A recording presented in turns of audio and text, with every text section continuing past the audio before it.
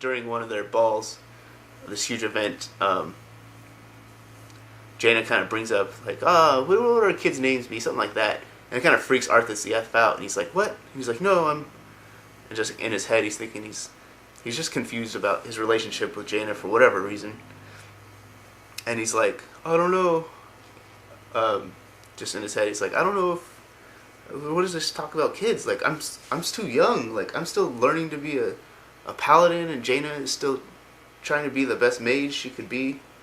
I don't understand. Like, I can't start thinking about kids. Like, I want to run Lordaeron, and I'm gonna be king eventually. I still gotta learn to be a paladin. I gotta learn how to fight. I've never been in a war.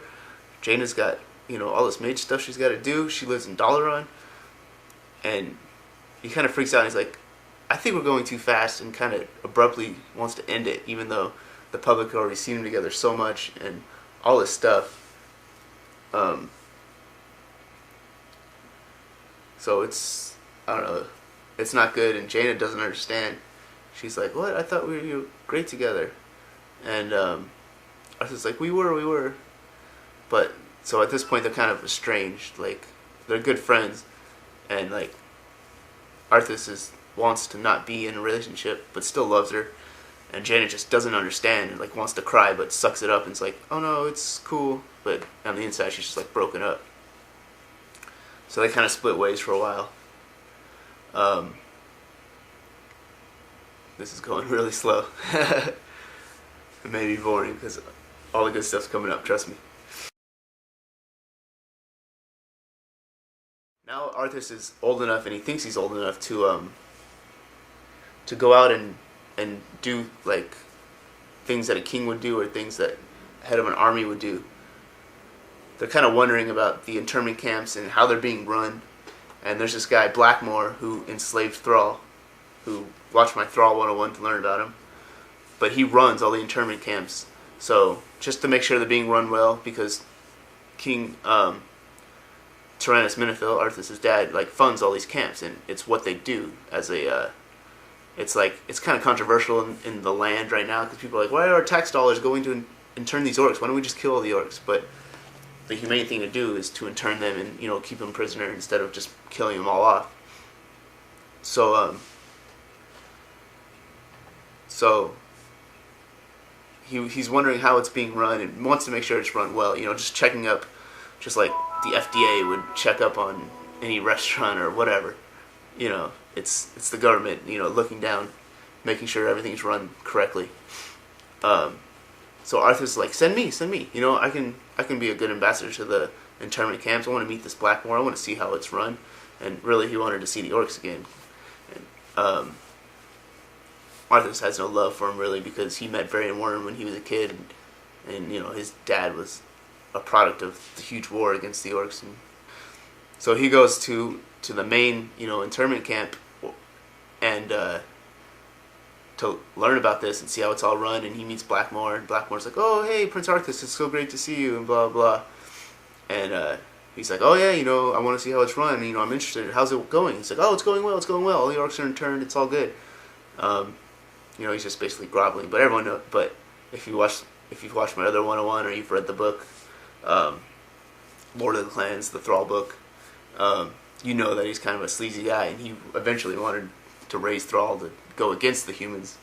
So he's just trying to be all nice to Arthas to look good in front of the king. So he's like, oh no, it's good. And he's like, oh, I understand that you're training one to be like a gladiator, and this is Thrall. That's kind of a cool crossover, which I wasn't expecting. They spent like a whole chapter on it, really.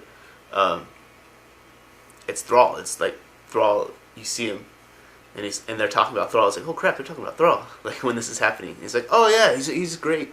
We keep him locked up. It's all safe, but he's a great gladiator, and I think and he starts to talk about it, I think he would be a good asset to whatever if we can actually train him. And he's like, I hear he fights all the time and never loses. Arthas says this, and he's like, oh yeah. In fact, we're having a tournament tonight just because of you, because of your royal presence. We wanted to show you. And Arthas is like, good. I look forward to seeing this. And they eat dinner and everything, and then you see Taretha Foxton, who's like Thrall's best friend, who's Blackmore's servant's daughter, who is in turn also a servant of Blackmore's. You know, he sees her like serving the food and stuff. So it's kind of this crossover of the two books, which is awesome. And Christy Golden wrote both of them. And Blackmore, like, in Arthas notes, he's like, Blackmore seemed to have a lot of glasses of wine at dinner, because if you know, like, Blackmore's a total drunk and abusive to Thrall when he's under his control. So he sees all this, and Arthas, like, he even brings it up. He's like, isn't it kind of weird to train all this guy and give him all this information and teach him to read and stuff? Like, what if he gets out and, you know, there's a revolution, he frees the other orcs? Like, he can start, you know, he could be a powerful force to reckon with. Which, of course, happened, and Thrall is the leader of the orcs, and the orcs are free people now, and they are one of the hugest forces on Azeroth. And Blackmore's like, no, he's under control, don't worry about it. But we all know what happened. And so then what happened? So they watch him, and Arthas sees Thrall, and he's kind of taken aback by it. He's like, Jesus Christ, this orc is huge. And Thrall's just a badass, and Thrall salutes before he fights to Blackmore, and Blackmore looks at Arthas and says, see, like, under my control. He salutes me, blah, blah. Arthas is like, whatever. And then Thrall just goes off on whatever they throw at him, just being the awesome gladiator he is. Arthas sees this and is just like, wow, and kind of taken aback by it.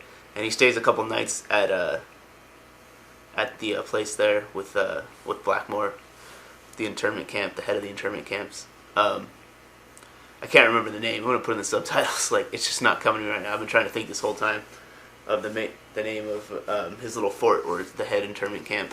But I'll put it in. I'll edit it in. He stays a couple nights here, and one of the nights, Taretha Foxton, who is basically Blackmore's like love slave. He kind of has sex with her and stuff. Even though she's unwilling, walks in with like a plate of whatever food or tea or whatever late at night to Arthas, and he's like, "Oh, Blackmore sent me to offer this to you." And Arthas is like, "Oh, yeah, cool, thanks." And she's like, and she's really dressed up, and Arthas is kind of wondering what's going on. And he's like, "Yeah, he said I could offer you anything."